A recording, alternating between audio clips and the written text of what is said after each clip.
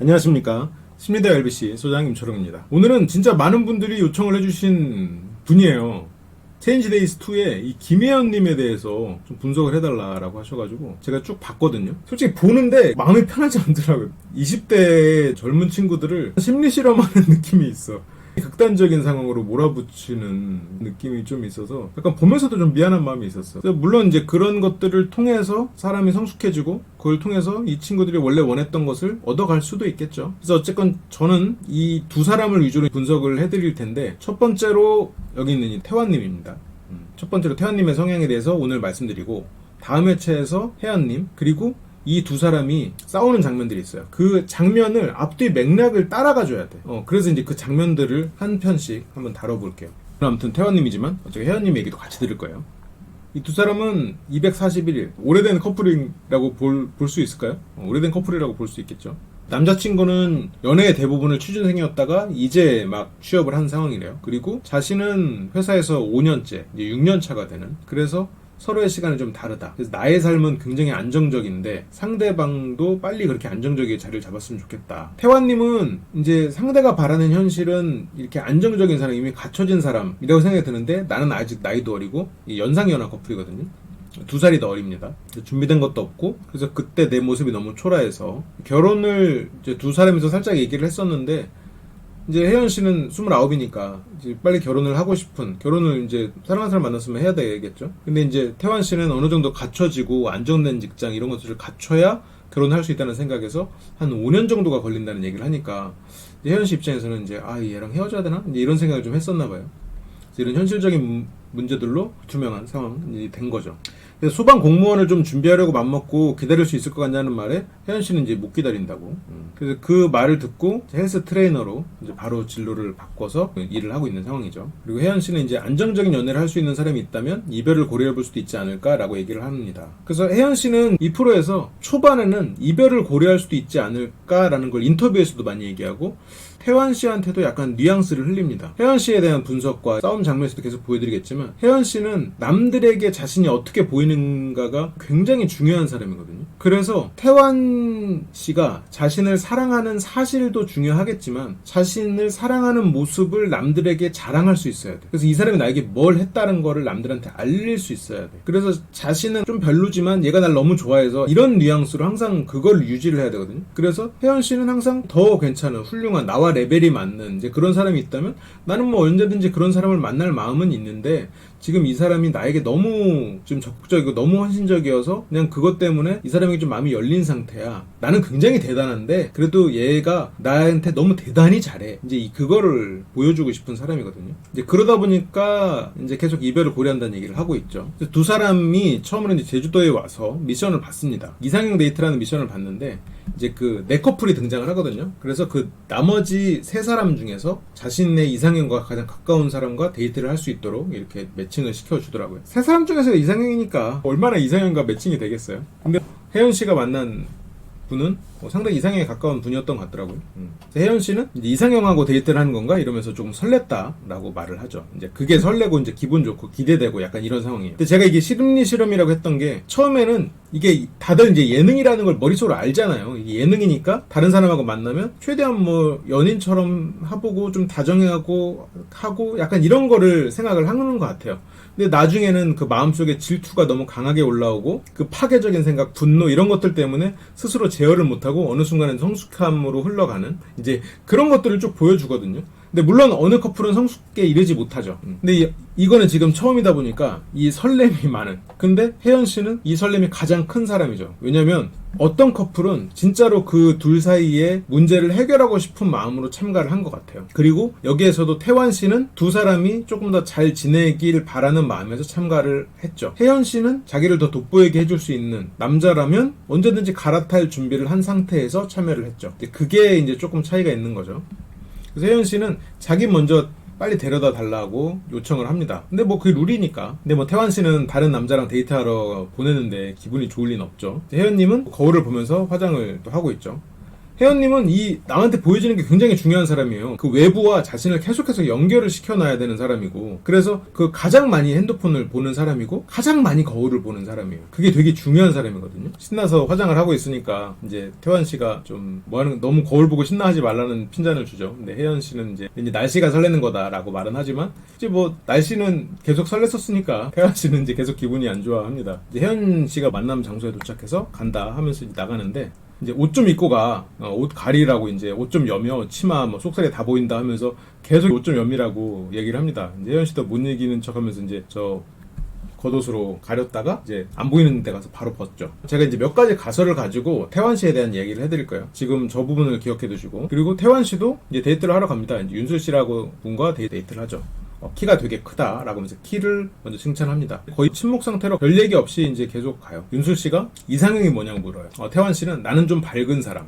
그건 당연하지. 성격은 그 정도면 됐어. 성격에는 관대해. 그냥 외적인 거는 나는 몸매를 좀 봐. 나는 몸매를 좀 보고 이러면서 그걸 이제 또 강조해서 말을 하죠. 윤술 씨가 몸매를 보는 이유가 뭐야? 표현을 좀 어떻게 해야 할지 모르겠는데 이게 딱 봤을 때 그런 사람들에게 내가 대부분 끌리더라고. 그래서 윤술 씨가 그래서 그럴 수 있지 라고 해서 몸을 빼 멀어져.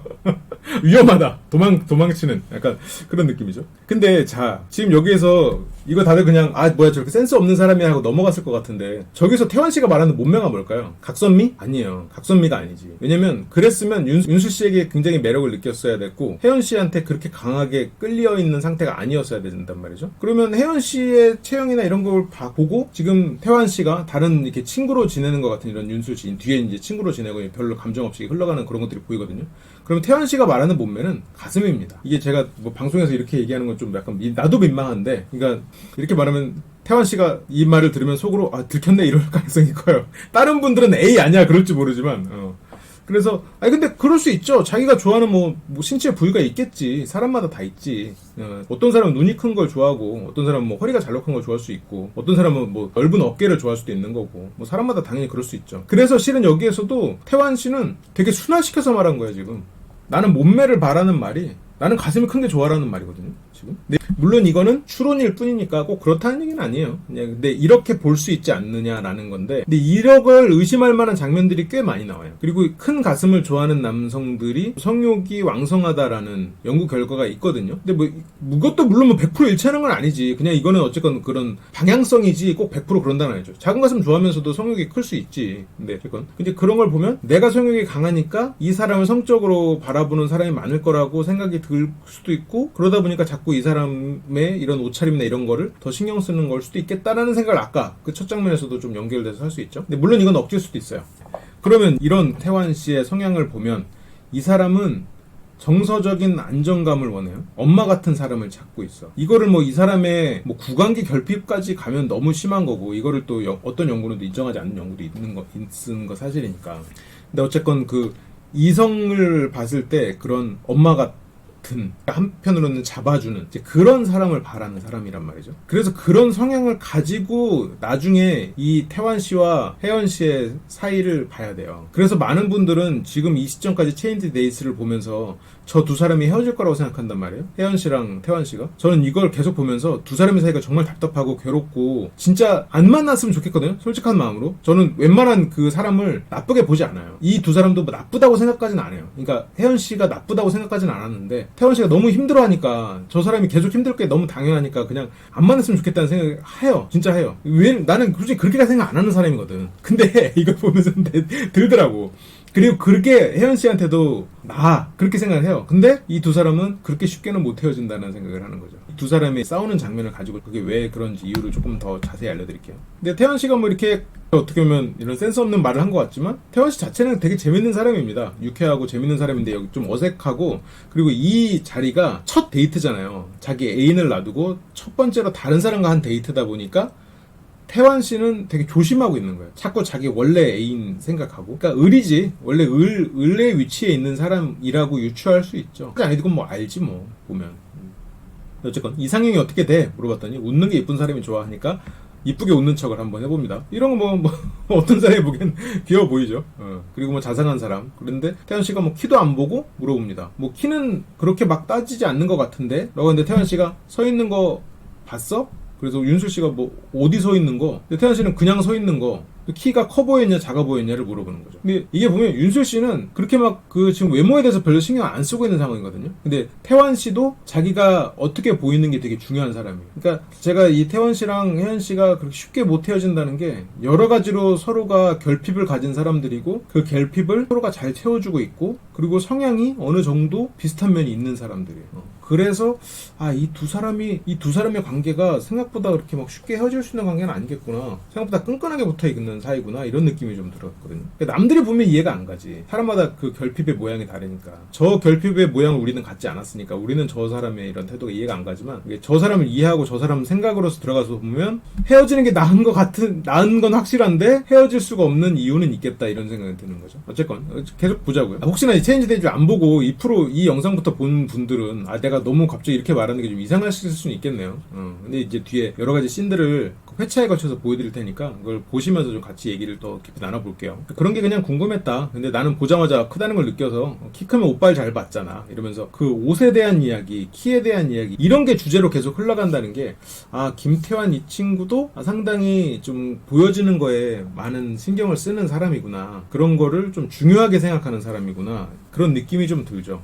이 얘기 주제가 솔직히 다양한 여러 가지 주제가 나올 수 있음에도 불구하고 저기에로만 집중된다는 게 그래서 이 자리에 방금 있었던 윤슬 씨는 그렇게 막 행복한 데이트 같지는 않았다 이런 생각을 하고 다른 사람들은 이제 만나러 돌아갑니다. 이제 두 사람은 마음이 불편하죠. 왜냐면 이 두 사람은 원래 연인들을 다 너무 좋아하는 사람들이거든. 이 여성분도 지금 현재 연인을 되게 좋아하는 사람입니다. 태환 씨가 다른 분하고 데이트하는 장면 한번 볼까요? 이게 희현 씨인데 둘이서 글램핑을 간 거예요.